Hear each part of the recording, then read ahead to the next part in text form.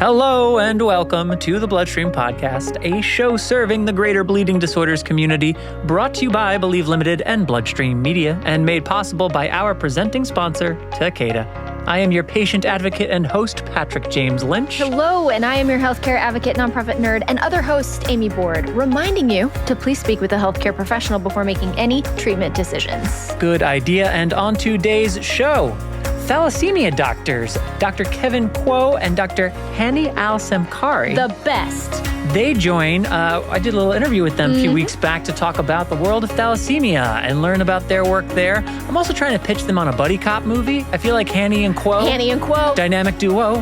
Which they are kind of a dynamic duo. Right? So that was really my intention. I just wanted to interview them to soften them up for my big Hollywood pitch. You guys, you can listen. Let me know if you'd be interested in that film. Mailbag at bloodstreammedia.com. We'll also have our latest Let's Talk Mental Health segment focused on aging and changing, led by Joshua Sterling Bragg as always.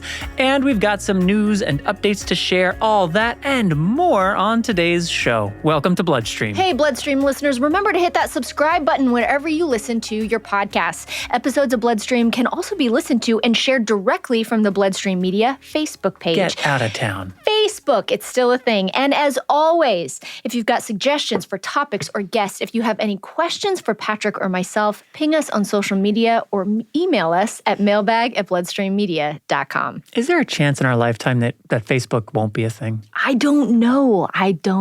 There's a chance, right? That's like a whole nother podcast. That is a whole nother podcast. I forgot. I'm sorry. Listeners, I had intended actually to remind you that the Bloodstream Podcast, this one, is made possible by our presenting sponsor, Takeda. Yes, that's right. Takeda. Takeda's got this website, bleedingdisorders.com, where you can learn all about Takeda's resources for and commitment to the bleeding disorders community. Takeda believes in a world free of bleeds. Me too. And they are dedicated more than ever in their efforts to offer a wide range of programs and support to help patients throughout their treatment journey. Wherever on that journey they may be, you can learn more by simply visiting bleedingdisorders.com. That's all you have to do. One more time, that's bleedingdisorders.com. And for their founding and ongoing support of the Bloodstream Podcast, I would just like to say, thanks, Takeda. Thanks, Takeda. PJL, I know this is usually the spot where you say something like blah, blah, blah, blah, blah, blah, blah. Amy, how are you? That blah, blah, blah, that is. Typically it is, and I appreciate your adherence to our format. Blah, blah, blah, blah, blah, blah. I write it unique every time. I don't even copy paste it. I write blah, blah, blah, blah, unique every time to keep it real. But I actually want to turn the tables a bit and check in with you, son. No. Okay, this is dangerous. No, seriously, you had a really big, health event. I did? I would call it an event, really. You had a goal, and you've really shared a lot about your ankle journey. And so I'm just wondering, how you're doing. Let's do a check-in. How's your chronic pain? How's your ankle surgery decision? What's the sitch? Feels like a mini comp visit. You're like, okay, here we go. Lay it down for me. Last time I talked to you, this was what was going on. Any updates there? Yeah, we just got bullet points of your stuff. Flashback to moments with Dr. Kwan. Well, yeah, the ankle. So brought that up in the beginning of the year. Was thinking about a fusion, thinking about replacement. Where I am now, you got a cortisone shot. I did, and I'm lined up to get my next one in just a few days, actually. Okay. And I could use it. I'm back to pre-cortisone shot level. A lot of hobbling, weird creaking and cracking, and I'm still looking at the platelet-rich plasma is something I'm very interested in, but being a little I guess I'm dragging my feet. No pun intended, a little bit on setting that up, but it's also the kind of thing that they do in strip malls. You know what I mean? It's one of those health services that if you go to the wrong place, you could just, it just doesn't feel right. Yeah. So anyway, I'm still kind of figuring out what the best move forward is. But the ankle's doing okay. I'm hanging in there. I will say I have been doing real bad with my summer fitness plans. In fact, you'd think I had declared the opposite. You'd think I was like, how much weight could I put on? It's like Christian Bale's prepping for some role, he's either got to put on or take off 40 pounds. I'm in the put on 40 pounds.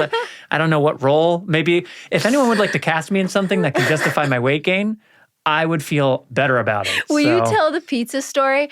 How you were like, I'm not going to eat pizza. Oh my and then God. the next day, literally, day one. The day one without, I am not going to have any, I figured, let me cut out pizza. If I cut out pizza, that'll be a big step forward. Yeah. The next day, the next meal I had after making that commitment. Yeah, breakfast. That's what I ate for breakfast. So you're also learning that for me, pizza is a breakfast food. And it's not just bagel bites, right? Pizza on a bagel, you can have pizza anytime. No, bagel bites. You can have pizza anytime. You don't need a bagel to be involved, though bagels are also very delicious. And another thing I eat far too much of, like the New Yorker in me really comes through with my poor food habits. I had a pizza for the first meal, and I had a different pizza as my next meal. And then I realized that I had violated exactly what I said. I had to get 2 pizza meals in. So not going great. I haven't had any ice cream. So which is a win. It's a win. PJ, I'll take it where I can get it right now. My sugar intake has definitely been, better. But wow, I heard the term carbitarian, like a vegetarian, but really just mainly carbs. Nice to meet. I might be the president of that group and not even know. There might be an unopened letter to me as president that I'm not even aware of, but that's where that is at. So I'd love to tell you that I'm somewhere other than where I'm at, but you know what? That's the truth, and I'm going to still keep trying to push towards something more.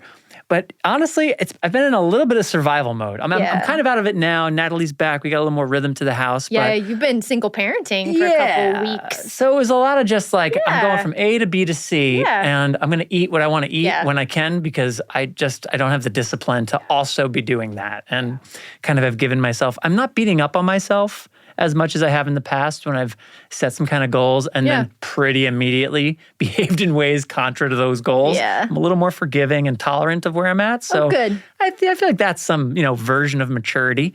Yeah. So that's where I'm at. And like I said, Natalie's back. So the unit's back together. Vivian is so cool. We found this awesome beach that she adores. I think now she's been to 3 times in just the last few days. It's not far from our house. It's super private. It's in Marina and it's in a bay. So it's like there's not big ocean waves. It's just like drifting ocean water. It's really friendly for toddlers. Yeah. And she loves it. She loves it. She loves it. And beach I feel good about, like sand and water, and she's toddling. So it's an environment where like I'm not worried about head injuries or like if a fall is going to amount to something bigger, you know. So just things are good. Things are good on this side. So good. I'm so glad the unit's back together. Now, what about you, Miss Board? Because you're not going to get out of the check-in just because you like anticipated it. Dang it. I thought I'd get out. No. I just went first. And I'm going to even narrow it in because you shared on the podcast a while back about starting a novel and like the writing work you've been doing. I think this was on mic, though it may have been off mic. So listeners, you're either learning this or it's a reminder. But last time that I think just you and I even spoke about it, you had just finished your first draft. Yeah. But that was now like a couple of months ago? Yeah. That was in December. It was like mid-December. Are you serious? That was in December? That was in December. Have we not talked about this in 6 months? I don't know. Honestly, I don't remember, but it's been What a terrible friend. No, it's okay. Like a novel's such a long con, and like it's such, you write just this little bit every single day, so it's not a glamorous thing per se, but That sounds pretty glamorous to me. It's writing a novel. Isn't that like the dream? Like, write the great American novel. I don't know. Sounds It's pretty a good. great American novel, but I am like just trudging away on the second draft. If I was a more mature writer, it's probably what the first draft would be. Like my first draft was a disaster. It was just trying to play with things, play with different points of view. And I wrote, one scene 3 times that now isn't even in the book. It was just this nightmare. And I discovered who some of these people were. It was great. It was a wonderful exercise. But this second draft has been primarily like a complete rewrite from like start to finish. But it has an actual structure. I spent about I took like you're supposed to take like at least a month off to just like put it in a drawer, go away, read, free write. Just you have to, put it Create away. distance. So I did that for about over the holidays, like for about a month, 5 weeks, and then I planned. And it was that reading time was so re-energizing and inspiring for me to like remember, like the rhythms and why, and it was just so creatively juicy. And then getting back into it, like mid-January or something, till about February, I just planned and, kind of dove into the characters a little bit more. The structure really became clear. And then I actually planned, I did like an actual chapter outline. And it felt really nice to it wasn't plotting per se, even though there was, obviously there was some there. It was basically beat by beat moments, but it was just nice, now getting into it, it's like months and months and months.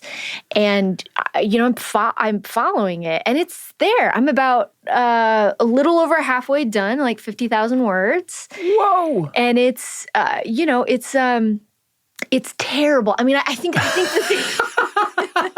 Is that the quote in the front of the book? It's a quote. It's like, this is terrible. But I think the author. The whole point of doing this and writing this is like to have the courage to write it awful so you can fix it. It'll be like it is a long con. Yeah.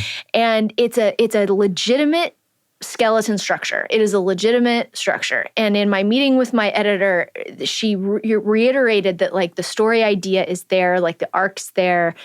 Now it's just doing it. So yeah, every morning for about an hour and a half, an hour, 45 minutes, as much as I can. Wow. And like trying to learn, now that like the world has opened up, trying to learn to write on planes, trying to figure out like how do I write, if I'm traveling somewhere, which is difficult. But also shakes your brain up in some ways too, that I imagine is helpful in some ways. And then like giving myself grace to not do that when it's too much, and to really, so it's been an up and down process, but it's still happening. That's so cool. 50,000 words. 50,000 words, That's a lot of words. So many words, yeah. All right, well, we'll have to do another check-in. Do you have like a timeline that you're following, or are you just hacking away? Yeah, I want this second draft to be done mid-August, right before BDC. Oh, shoot. All right, we got to check in. Producer Keith, we got to check in with Amy, see how it's going. We get the thumbs up from Producer Keith. That means it's going to happen. Yeah.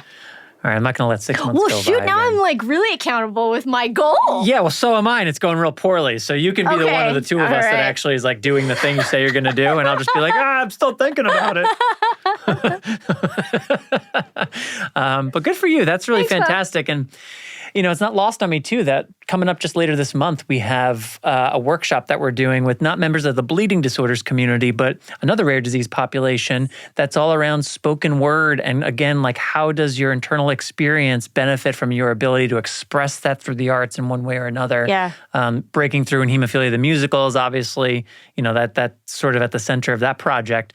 And this workshop that we're doing with the cystinosis population, it's really leveraging how the writing process and like what is that? And then how do you actually speak your own words too in front of people? So I just love the intersection of health, the arts, and creativity. And it's awesome that you're writing a book, and that's just very cool. Thanks, Kyle. You got it. I have one quick news thing before we jump into. You have a news thing too? I have a news thing too. You want to do your news thing first? No, or should you I do my go news first. thing You go first. Okay, I'll do my news thing. It won't be too long. On our last episode, which again, too, thank you to Bo, Effie, and Kyle for coming up. That was such a fun thing to do. Listening back to it as well, like getting to hear everybody's contributions on that topic. We got to do more stuff like that for sure. Yes. And we've received that feedback. So thank you for those who have given it. We've received the positive feedback thank you. about the panel. But we also talked about a number of drug updates. And one thing that caught my eye, I wanted to mention, there is a dose confirmation trial, a phase 1/2 clinical trial of another hemophilia B gene therapy drug from a company called Freeline. And that trial, that phase 1/2 dosing trial, has just begun. So they're enrolled. There's no call to action. They're on target for a phase 3, that all-important phase 3 trial, which is the one that ultimately leads to an application for commercialization. That is set to begin, if all goes according to plan, in 2023. So just wanted to make mention, while we have certain gene therapy trials in hemophilia B that are further along, and there's headlines about those, there's also these other trials that are going, and this is going to continue. So we won't always mention, especially phase 1, 2 earlier trials, we won't always mention those. But on the heels of that episode from last time with a bunch of mentions, when I saw this, I figured, let me do a quick shout out to this other trial just so people know it's on the radar. And that's it. That's all I got. What do you got? Oh, man. I went to the Portraits of Progress event last week. Yes. CSL. I don't know if y'all heard about this. Well, we actually spoke about it on last episode. Episode. Was able to go. What was that like? What was there? Describe the scene. It was for a us. fancy art gallery in Soho, Manhattan. Oh, okay. No, it was. And did you walk around just saying, hello, I'm a writer? Yeah. Yeah, I wore black. Nice, good, okay. Because that's what you do. No, but it was really lovely. And the gallery is, a testament to not only the hemophilia B community, but the timeline of treatment in the hemophilia community overall and how far we've come. And, the community members that were involved were so, I think, proud of their stories and the awareness and the visibility that came with something like this. There was such a wonderful spirit of really bringing visibility to the older generation and that aging generation of what they have been through, what they've seen, and what they have survived. And it was really lovely. And so community members, if you're in New York here in the next week or so, check it out. We'll put all the information in the program notes. And I think and portraitsofprogress.com. It's portraitsofprogress.com, and you can actually see the event and see the videos that Believe actually captured of the community members to hear more about their stories. And it's beautiful. And the portraits are beautiful by renowned British photographer Rankin. And he was there at the event. And it was also, it was great to see somebody like that of that stature who's had such, an impactful career be moved by the hemophilia community. And he really was. He was really moved by our community members and our story. So it was really cool. Great. It was really, really neat. I'm glad you get to be there to take it, and not just to help with it, but to take in when it actually launched and people could celebrate it and enjoy it. So it was really cool. Cool. All right, and portraitsofprogress.com if you want to take a look at the website and the virtual adaptation of it. And then, as Amy said, if you're in New York, head on down to Soho. You can learn more at portraitsofprogress.com. But with that, we'll get into our interview with the dynamic duo of Hanny and Kuo. And then we'll hear from Josh in the Let's Talk segment. So let's do it. To the interview. Joining me now, Dr. Hanny Al-Samkari and Dr. Kevin Kuo. Good morning. Thank you so much for joining us here. Welcome to Bloodstream. Good morning, Patrick. It's a pleasure to be here. So let's get started with, we're going to talk about thalassemia. Last episode, we had a patient on to talk a bit about her experience of diagnosis and advocacy and a lot of the psychosocial elements of learning to live productively with something like thalassemia. There's some intersection with hemophilia and other inherited bleeding disorders that we talk about a fair amount here on Bloodstream, though thalassemia is distinctively different. But Dr. Al-Samkari, maybe to start with you, because you have a little bit of crossover experience. So what is your experience in inherited bleeding disorders? What do you do? And then how does that overlap with your work in thalassemia?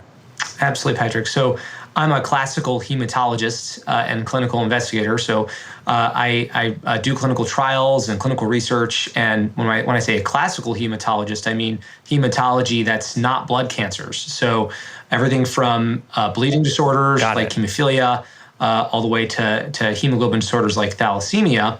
And actually, in the bleeding disorder space, while I certainly take care of patients with hemophilia, my focus is actually taking care of patients with hereditary hemorrhagic telangiectasia, which is another inherited bleeding disorder. About 1 in 5,000 people in the United States and in the world have HHT. So it's actually rather common among the inherited bleeding disorders, relatively speaking.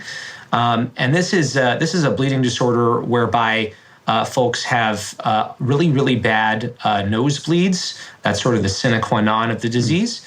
And then they also have gastrointestinal bleeding that's chronic, and they can develop arteriovenous malformations or abnormal blood vessels in various organs in the body, in the liver and the lung and the brain. And those can bleed too. So, it's definitely a distinct character from hemophilia in that it's not a blood clotting disorder, but certainly these patients live with chronic bleeding. And so that's, I have several hundred patients with HHT that I take care of at Mass General. Got it. Okay. And then for Dr. Kuo, what's your background with inherited bleeding disorders? Beyond general hematology consults and my learning from fellowship, it's rather minimal. Got it. Fair enough. So then that leads to, let's talk about then thalassemia, because we do hear about it. As someone who, I live with hemophilia, when I go to hemophilia meetings, when there's clinical presentations or research going on, there'll be mention of thalassemia sometimes, or reference how this protein has some kind of interaction that relates to thalassemia. But my working understanding, as someone who's pretty involved in hemophilia, is very minimal. So what is thalassemia? Why do we hear it sometimes, Dr. Kuo, in conjunction with things like hemophilia, but how is it distinctly different? So I think I'll first set the stage in describing what thalassemia is briefly, and then we're going to talk about the similarities and the intersection with bleeding disorders. Like bleeding disorders, we're dealing with a missing part, a missing element. And in hemophilia, for example, the missing element is the factors. In this case, is the hemoglobin.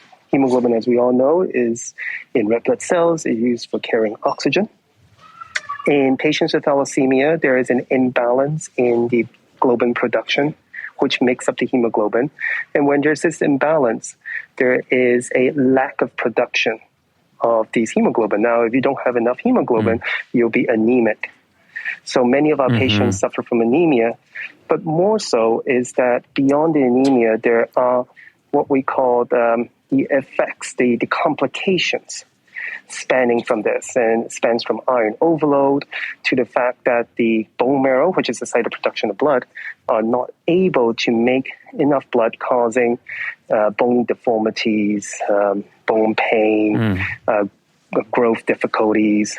Also, once the blood comes out, because it's malformed as a result of the fact that there's not enough of this hemoglobin, they break down prematurely. It's called hemolysis. And when they break down prematurely, it causes a lot of different complications from head to toe, anywhere from stroke to pulmonary hypertension to gallstones to kidney problems, leg ulcers, and so forth.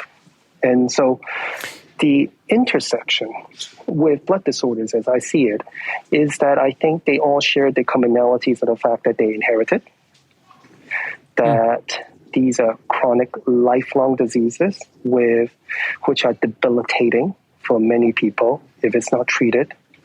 And even with treatment, these treatments are often supportive. Giving factors is a Band-Aid solution, just like us giving blood to our patients with thalassemia. And that, all of us are hoping that one day we'll come up with a curative approach, like gene therapy, for example, which, is already on the horizon for people with hemophilia and soon to be for people with thalassemia as well. Yes, and I want to talk more about that, but let's go. You mentioned the blood transfusion, and in the previous episode, we had a patient who was speaking about her experience and referenced how, for example, things like blood shortages, which we've been hearing about now for the last several weeks, have a very direct impact on her life for that reason. What is the current state of treatment and intervention options available for people with thalassemia? It's actually highly variable, unfortunately. Thalassemia, given the word, the name thalassa actually comes from Greek, the sea, which means the Mediterranean Sea. Thalassemia is mostly found in people of Southern European, Northern African, Middle Eastern, and South Asian and Southeast Asia populations. And this, this span from east to west, as we can see, crosses different, not just geographic, but also socioeconomic areas. We have many places that don't have adequate blood supply, where the blood supply is not safe.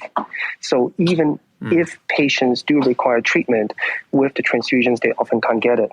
I have patients from Syria, from Iraq, from the Levant regions, from South Asia, who were, from war-torn areas, who were never adequately treated. And they have complications from the diseases. Not only that, even if they are able to get blood, the complications coming from the transfusion is iron overload, and iron is extremely deadly in high amounts. We talk about people needing iron deficiency, and they need to take iron pills and so forth. Our patients are completely the reverse. With too much iron in the blood, it can cause damages to the heart, damages to the liver, and damages to the pancreas and other hormone-producing tissues. And that, of course, can cause things like diabetes, heart failure, cirrhosis, etc. And that requires very expensive medications to treat. And even with those medications, they're extremely expensive. You sort of wish you could take the iron from those iron overloaded patients and put it into the iron deficient patients on the other end of the spectrum, right? How do we work that out? All my patients, I feel like, are either profoundly iron overloaded or profoundly iron deficient. You got to get to that middle ground. Exactly. There's just no Goldilocks zone here, unfortunately. And so this is what I call a paradoxic logic of care, right? Because essentially you're like telling your patients, well, I'm going to give you a treatment for your horrible, horrible diseases, which is called thalassemia. And that treatment is called blood transfusions, but it entails 100% side effect. You will get side effects from this. And those side effects are quite horrible if you don't treat it. And now I'm going to give you more medications called iron chelators to take out the iron, but then those have horrible side effects as well.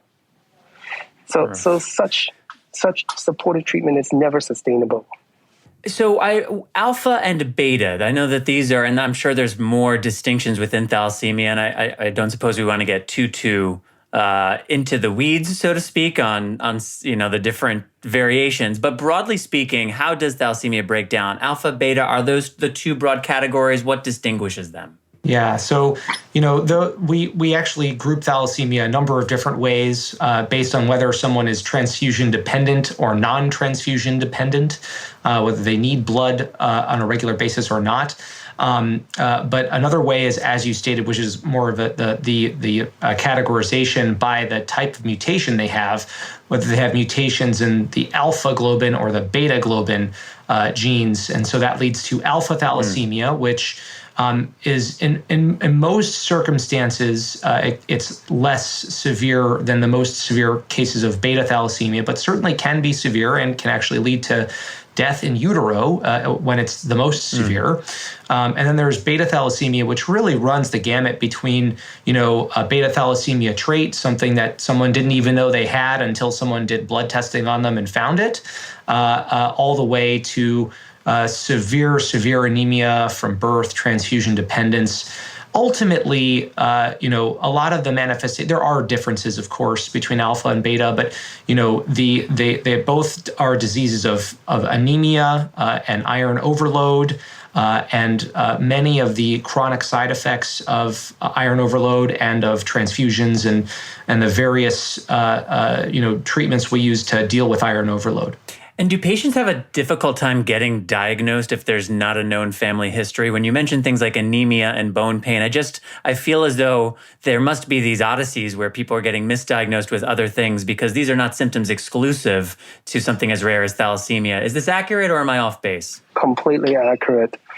So, especially in those who are not transfusion dependent. So the thalassemia that people usually think of are the thalassemia majors, where they start eating blood between ages 4 months to 4 years.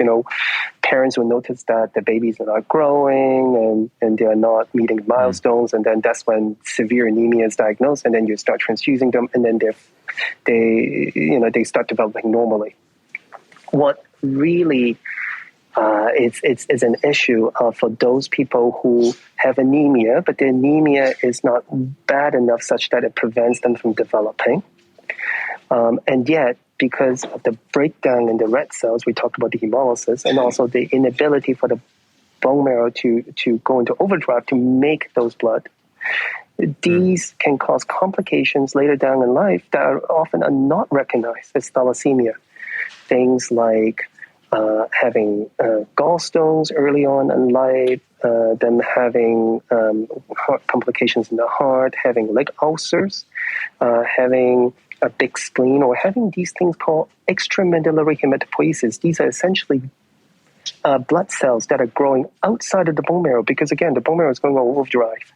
So they actually start growing, and they grow behind the spine, have patients growing in behind the lungs, and they can cause either paralysis in people if they're not treated, and often they're misdiagnosed as tumors, such that they go through rounds and rounds of biopsy, and then it turn out not to be tumors at all, not to be, because, the first thing people come to mind is, oh, maybe this person has cancer. And it turns out that it's not even cancer, it's actually thalassemia.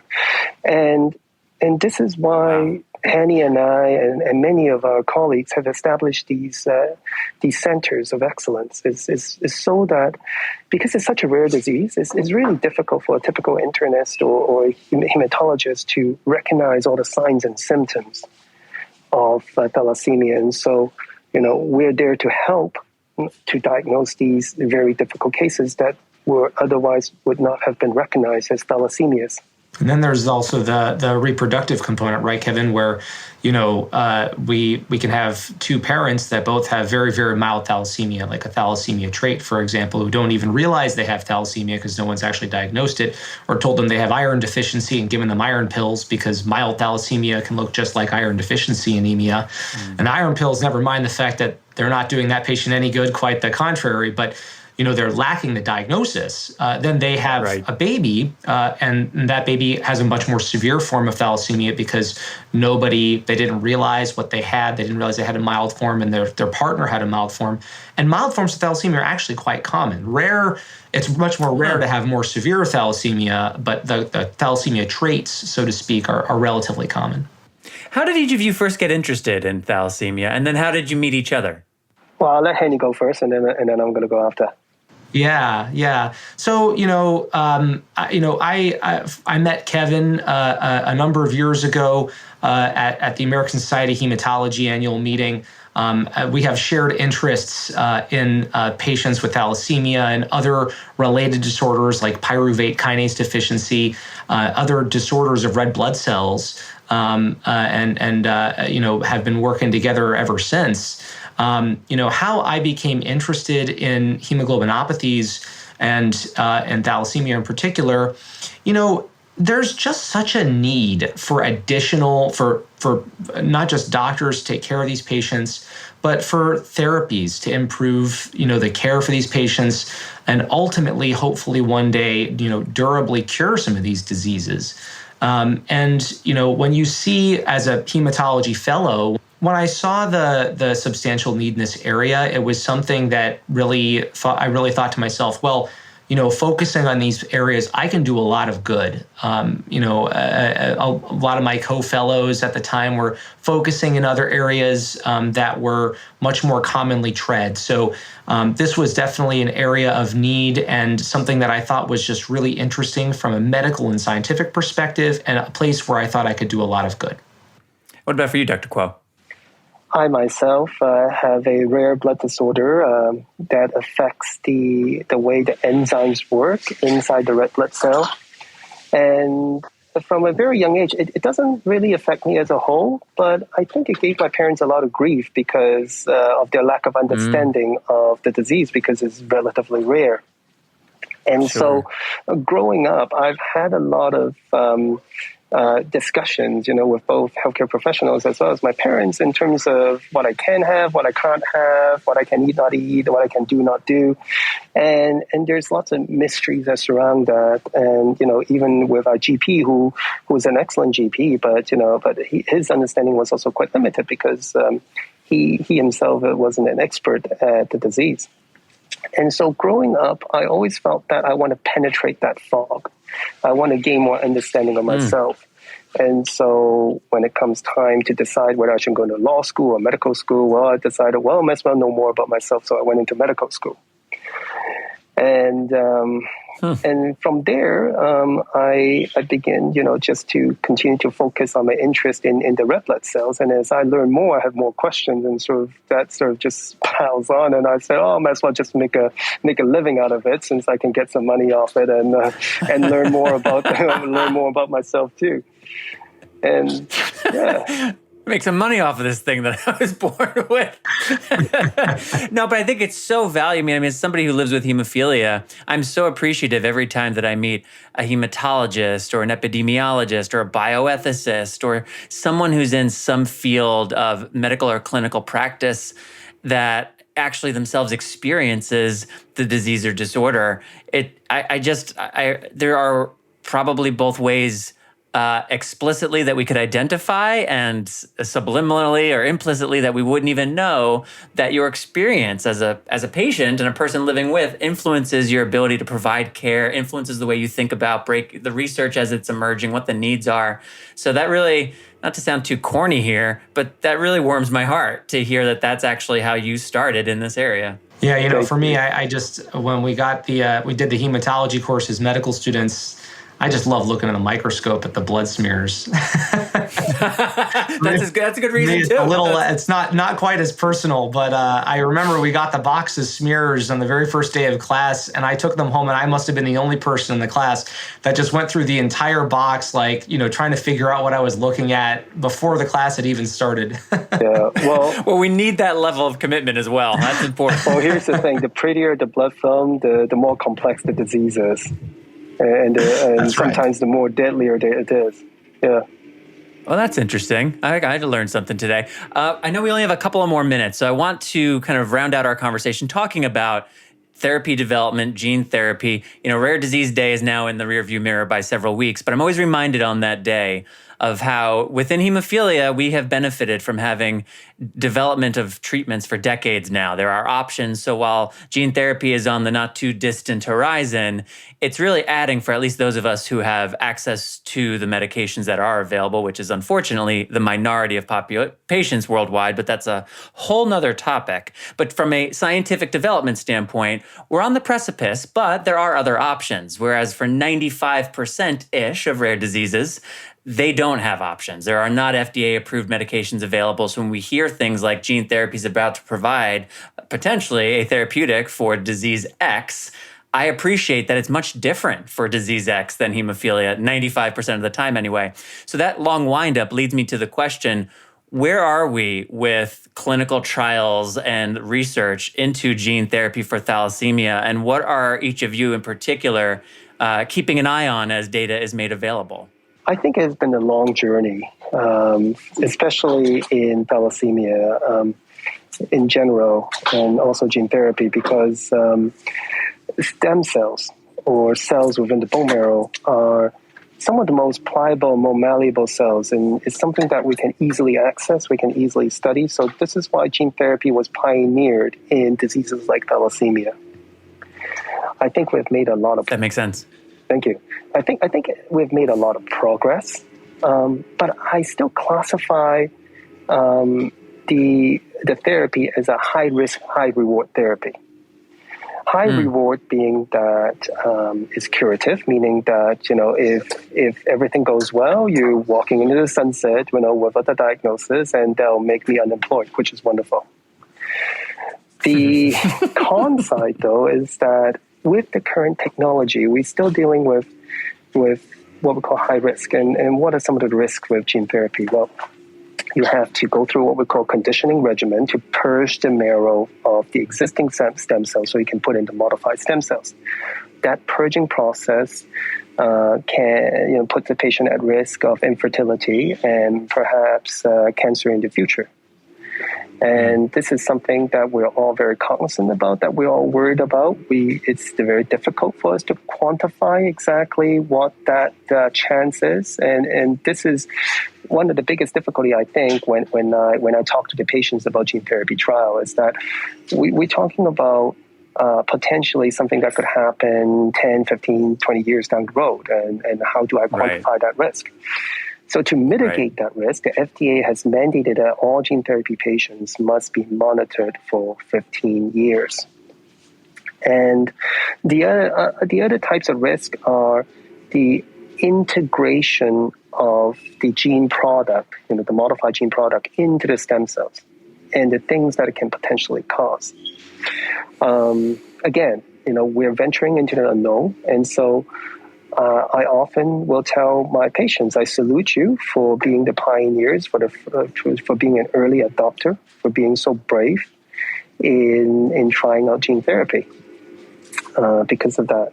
And I think at the end of the day, in terms of, for those who are considering gene therapy, and especially in the context of clinical trial, I think it's really based on personal values and preferences. And I think the experience, the life experience of going through thalassemias and all the complications that has resulted will, to a great extent, affect how a person will decide on whether this is the right therapy for them or not. And what about you, Dr. Al-Samkari? What's your outlook on gene therapy? I echo Dr. Kuo's sentiments. I think, in many ways, just taking a step back, when we think of drug development and therapeutic development in rare disease, especially in hematology, hemophilia is really the example that many of us and other areas, strive to follow, given the successful development of novel therapeutics in hemophilia and how just exciting and impressive a lot of the gene therapy trials have been so far. It's different between a disease like thalassemia and a disease like hemophilia, because with thalassemia, you have to do what Kevin pointed out, the conditioning, right? So you have to give a whole bunch of chemotherapy. And when you give that chemotherapy, it wipes out the marrow that you're trying to replace with the genetically modified marrow, but it also does damage to other cells in the body. And that damage may not be readily apparent for a long time. And so that's something that we always wonder about, and we know this technology, this conditioning technology, it's not static, right? So it's going to get better. And it has already gotten better from where we were previously, and hopefully will continue to get better. I think one day we'll get to a point where that I'm not saying we're not there now for some patients, right? Some patients have disease severe enough that the risk benefit is in favor of potentially proceeding with a therapy like this. Sure. But we might get to a place in the future where that risk-benefit ratio changes even more in favor of the benefit and removes some of the potential risks of this conditioning. Kevin, you agree? 100%, absolutely. I think, yes, you're absolutely right. I think eventually we will get to a point where the benefits will outweigh the risk, and we'll be able to offer this therapy to many patients. And not only that, I think the price tags, as the technology improves, will come down as well, such that it is not 1.58 million euros, but rather something more affordable. And hopefully we can offer it to everyone across the world. Well, it's interesting. I feel as though for all the differences, some of the bottom lines here are quite similar. Thalassemia, hemophilia, when we're talking about gene therapy anyway, bottom line is it sounds as though it comes down to risk-benefit analysis for each individual patient based on the information available at the time. And there's limitations to those things, and that it's not an easy decision, which is why making sure that patients have information so they're engaging meaningfully with their doctors and care providers, shared decision-making, optimizing for individual patients. That's why, these are buzzwords that get thrown around in healthcare, but as we actually talk about specifically what people need to be thinking about and what the science is dictating we need to think about, they're not just buzzwords, they're actual practices and things that are important, which is why they get spoken about a lot and become buzzwords. So I guess I'm feeling more connected to thalassemia on the heels of this conversation, even though as we started discussing, it's distinctly different from hemophilia. But in terms of what people need to be thinking about, there just seems to be a lot of similarity. So I'm very grateful to have met the two of you today and have had this conversation. I would love to keep going, but we are out of time for today. So I guess that means we'll have to do this again at some point in the future. So thank you for making the time to come and talk with me and share with our audience a bit about the world of thalassemia. I greatly appreciate it. And it was so nice to meet you both. Thank you. Thank you for inviting us. My pleasure. Wonderful to meet you, Patrick.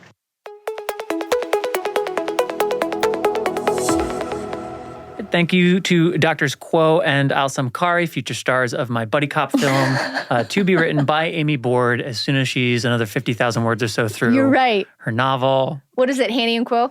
Hanny and Kuo, dynamic duo. Amazing. With a colon. So Hanny and Kuo, yeah, I think it's going to be a great film. It's about friendship and action. And thalassemia. And thalassemia. It's about friendship, action, and thalassemia. Yeah. Yeah, hitting theaters really, really soon. But anyway, thank you again to them for joining us and teaching us a little bit more about the world of thalassemia. Where are we heading to next, Amy? Well, then let's go to Let's Talk. We have another mental health segment with Joshua Sterling Bragg on aging and changing. Let's do it. Let's Talk is a partnership between Bloodstream Media and Sanofi and aims to create an environment where we can have open and honest conversations about mental health in the bleeding disorders community. Great idea. Let's Talk strives to shed light on the topics that are often invisible and not spoken of in the community and shares tips on how to care for your or a loved one's mental health. How wonderful. If you or someone you know has experienced feelings that have impacted your mental health, talk to your healthcare provider and find educational resources at letstalkmh.com. Sanofi is proud to sponsor this podcast segment because they believe that each of us has a story. Visit shareyourwhy.com to meet the Sanofi core team and hear more from them and members of the community about their story and passion for the hemophilia community. Now let's get to this week's Let's Talk segment. I don't remember much about my great-grandma man. In fact, aside from seeing the same 3 or 4 photos throughout my 36 years on Earth, I really only have one memory of seeing her in person. I think I was in middle school, only because I remember being aware of my body, of being self-conscious and slightly less free than the years before. The meanest of the neighborhood kids always told me I was fat, and that was something I'd hear throughout my life, constantly, from every angle. It was a joke in our family. It was a constant jab from the cool kids. And even one of my closest friends in high school said to me once, "You know, for a heavy guy, you don't really have man tits." I remember thinking this is one of the nicest compliments I ever got. And for reference, I was 5 foot 11 inches tall and weighed 160 pounds. I would never be that skinny again, despite it still being an unrealistic goal of mine. I hadn't finished growing yet, and I had lots of aging ahead of me. And if I have any of the same genetics as Grandma Man, I just might live to 100 years old, just like she did. It was near the end of her life when I visited her. She had trouble keeping names right. In fact, my aunt, who visited all the time, was always mistaken for somebody else. But when my mom walked in the door, Great Grandma Man looked her in the eye and said, "Hi, Ann. You put on a little heft, didn't you?" This moment hurt my mother. I could see it. It was the kind of low blow that I was becoming familiar with as a young man. And I would hear this story over and over throughout my life. We'd laugh about it at Great Grandma Man's funeral, but it was that kind of laugh that required looking at your shoes and blushing, the kind of laugh that wasn't accompanied by joy like other laughter, the kind of lonely laugh that felt like ice in your chest and ushered in thoughts of, at least it's not me this time. On the drive back from that visit, my mom mentioned something that I'm sure she thought was funny in its own way, but it stuck with me for years. She said something like, "Well, she doesn't know what's going on anyway. She's got Alzheimer's." I put on my headphones and looked out the window. I had no idea what that meant. But one day I would. One day soon. And it would shape my life for many years to come. Let's talk.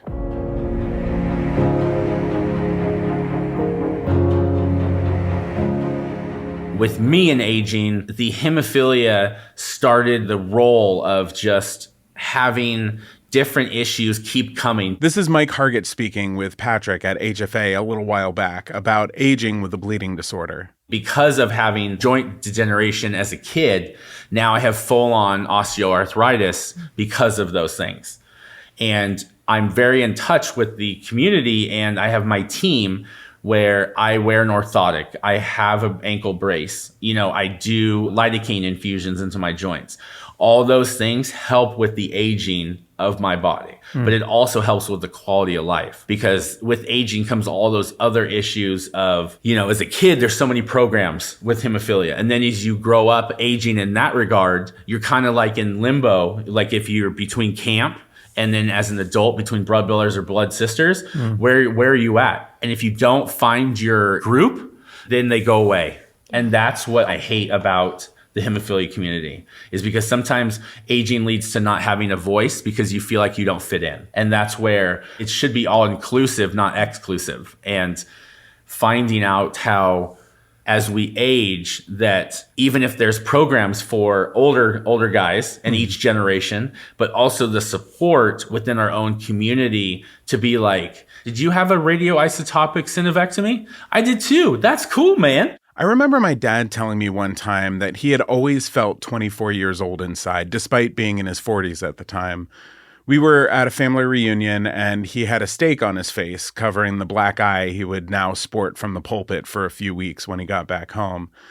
I've always felt 24 in my mind and in my heart, he said, but then your body just can't keep up. I had a pretty clear idea of what he meant, only because I had watched him drag his limp body into the grass just an hour before.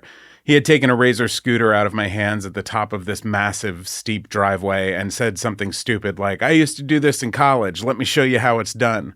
And seconds later, at top speed and with his arms fully at his side, he plowed eye socket first into the asphalt.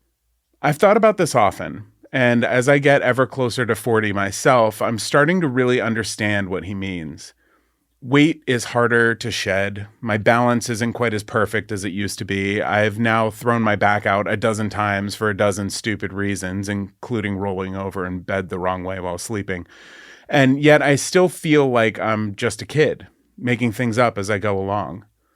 We all age differently, depending on our genetics, our food choices, our privileges, and access to healthcare and medicine. Patrick and Mike were both born at a time where they could have been exposed to HIV and hepatitis during the blood contamination crisis of the 1980s. Despite this luck of the odds, Patrick lives with joint issues, and Mike has had 2 life-saving heart transplants, something that would have been impossible a decade or 2 ago for someone living with a bleeding disorder. I don't have a clear idea of my own family history. I know my mother's parents died of old age issues, and my dad's dad died from congestive heart failure. He was a fast food and microwave dinner kind of guy. So I don't have much that I can fixate on. I don't have a rare disorder that I know of. I haven't had a reason to really go to the doctor in the past. Plus, I hate going to the doctor because every doctor I've ever had has told me I'm obese and told me to cut out dairy and bread and grains from my diet permanently. I'm really sick of the body shaming. But I found as I got older that my mind remained fixated on the one quiet remark my mother made that day as we visited Grandma Mann. She doesn't know what's going on. She has Alzheimer's. In high school, probably in biology class, I learned about the disease, and that's when I first became afraid of it. In college, I learned more in some of my core curriculum classes, and the fear grew bit by bit. I became fixated on recording and photographing my life. Constant selfies with my flip phone. I bought a computer and a video camera. I started documenting life around me. I started to think often about the day that I would start showing symptoms. I started to think about my own mortality, about my own funeral, and how I want every image ever taken with my camera to play rapid speed on a huge TV above my casket, an amalgamation of memory distilled in digital media.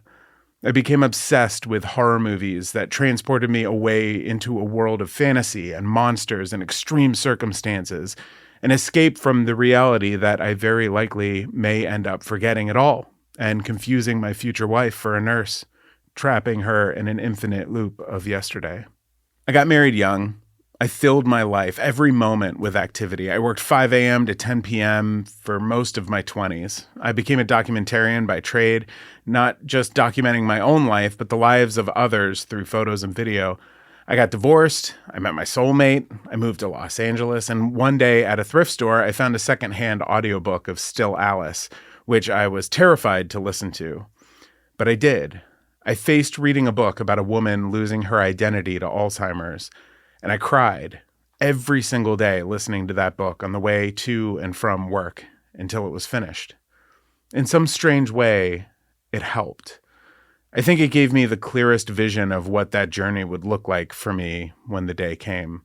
I was in my late 20s now, round about turning 30, and I was back in New York when my aunt and my cousins came to town for vacation. We did a lot of eating and a lot of bar hopping, and at one spot we got into a deeper conversation with Helen, my mom's sister, and I mentioned something about Alzheimer's, and she said, "Oh, why the hell would you think that?" And I said, "Well, because Grandma Mann had it." To which my cousins laughed, and my aunt said, she didn't have Alzheimer's, you knucklehead. She was 102 years old. Of course she didn't know what was what. I'll be like sitting at my desk doing like my regular job, and then all of a sudden something will catch my breath where I'm like, oh, I'm going to die one day. This is Heather, who is a co-creator of the project Death Differently, a documentary series in the works that aims to help reframe the way we think about and embrace dying. There will be one day, as much as in meditation, you're like, inhale, exhale, this breath is in the moment. And then there's going to be one day where the first inhale that you took when you came out of the womb and showed up in the world, there is a partner to that inhale that is the very last exhale you will ever give. And then you're like, oh, right. That's a reality of what this is. Everyone, every single person. And we just rail against the thought that like, yeah, everyone else does it, but not me. Yeah. Not me. Like you're in some like observation tower of other living beings, you know? But it is wild. And that pairing of the breath to me is like one of the most beautiful things, that every inhale has a companion exhale.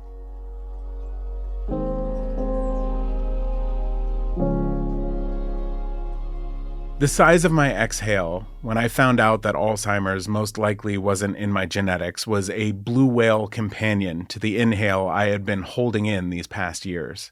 15 years, maybe more.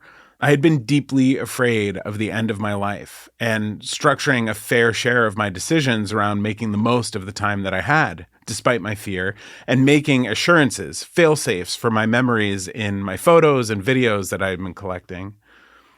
Let me be clear. I have no regrets. I'm 36 now, and while I have accepted that I will die someday and that I have just as good a chance as anyone to retain my memories straight through to the end, I still methodically document every significant moment in my life. I love this about myself.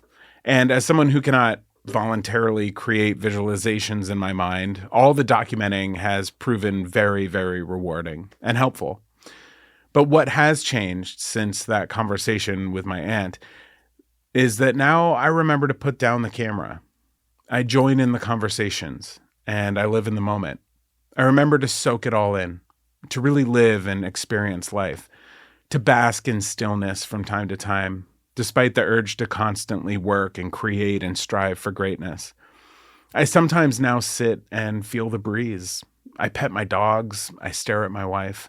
I put the camera down and I laugh heartily, a warm, well-rounded, and honest laugh, the kind of laugh that warms the people around me and restores a little bit of our youth. Being present is the best gift I've ever given myself. It transcends aging. It dilutes fear. It revitalizes the energy of the soul. It takes practice, and in the end, it feels a little bit like a vacation from self-doubt and the judgment and the fear. It's like a micro vacation from the driving momentum of the chaos of life. And we could all use a little bit of vacation from time to time. Thank you to Mike and Heather for their thoughts on this topic of aging, and to Amy and Patrick for giving me a place to talk about such things. Talking can be so healing. If you'd like some mental health resources, or you want to check out some of the conversations from our documentary, Let's Talk Mental Health, check out letstalkmh.com and click resources. And let's talk again next month.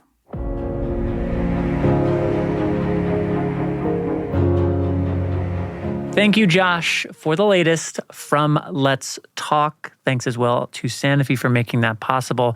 Amy, I'm also inclined to mention that the most current episode of the Global Hemophilia Report, episode 5, which only just came out, is also all about mental health and hemophilia, particularly as it pertains to children, adolescents, and young adults. Great episode, critical topic, wonderful contributions from people like Dr. Michelle Whitkop at NHF, as well as her colleague, social worker Samantha Carlson, another NHF staff member, numerous other expert contributors. Highly recommend listening to that episode, especially if you have a child or a young person in your life who is struggling with their mental wellness. I would recommend you take a listen to episode 5 of the Global Hemophilia Report. But again, thank you, Josh, for the latest from Let's Talk. And again, thanks to the dynamic duo, Dr. Kuo and Dr. Al-Samkari, for joining us, teaching us a little bit about the world of thalassemia. I appreciated that, and it's interesting to learn about, a cousin blood disorder, as it were, to hemophilia. A cousin. Yeah, cousin blood disorder. Maybe even a nephew or an uncle blood disorder. What, you have something against cousins? No, I love cousins. I just think that, the hemophilia might have a slightly different relationship. That's all than like cousins. I feel like you know something that I don't, and I want to, but I'm afraid to ask more questions. I'll save it for off mic. But I also think that you know something, Amy Board, yes, about what listeners can expect to hear on our next episode going live on July 8th. What will listeners have to look forward to? Get this. We're going to have Chris Bombardier back on to talk about the final summit. Who? Does anybody even know who Chris Bombardier is anymore? No. He had a baby and who even cares? You know what I'm saying? Who even cares? Exactly. Who even cares? That's the other quote on the book, right? That's right underneath. Yeah. Okay. Yeah. Who even cares? Actually, that should be our episode title next week. Chris Bombardier. Who even cares? Not against it.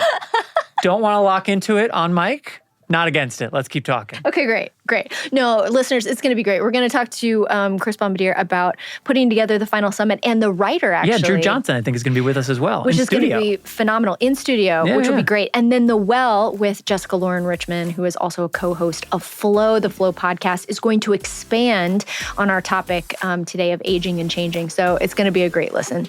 Fantastic. July 8th, we will see you then. Reminder to check out bloodstreammedia.com, where you'll find links to Flow, to the Pain Podcast, the Global Hemophilia Report, the Final Summit, and all of Bloodstream Media's podcasts for the rare disease community. And with that is all for this episode. Reminder to subscribe to the Bloodstream Podcast wherever you listen.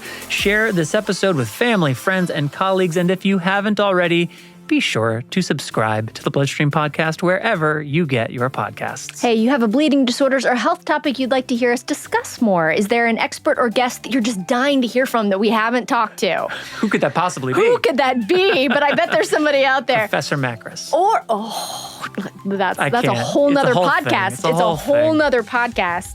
Or maybe you want to inquire about storytelling or casting opportunities for Bloodstream's podcast or Believe Limited films. Well, email us at mailbag@bloodstreammedia.com. Again, that is mailbag@bloodstreammedia.com. Or connect with us on social media. You'll find Bloodstream Media on Facebook, Instagram, and Twitter. Or you can follow myself or Patrick James Lynch, the most famous legend, Patrick James Lynch, on all of the socials. All of them? All of them. Actually, only 4. Facebook, Twitter, Instagram, LinkedIn. That's it. That's all we're on. That's it. Yeah. That's it. It's kind of accurate. To varying degrees of actual responsiveness. But with all of that being said, I am your host, Patrick James Lynch. And I am your other host, Amy Board. And until next time, or July 8th, take self-care of yourself. Bye, everybody. Bye-bye.